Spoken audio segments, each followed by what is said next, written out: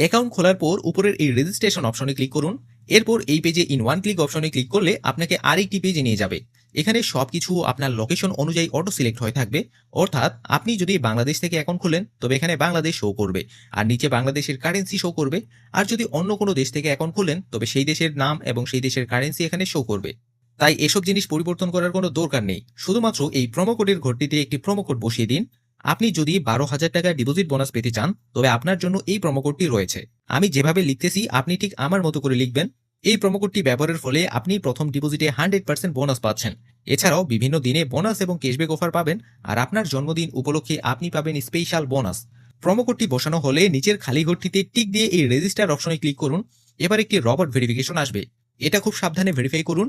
Verify শেষ হয়ে গেলে আপনাকে একটি ইউজার নেম এবং পাসওয়ার্ড দেওয়া হবে।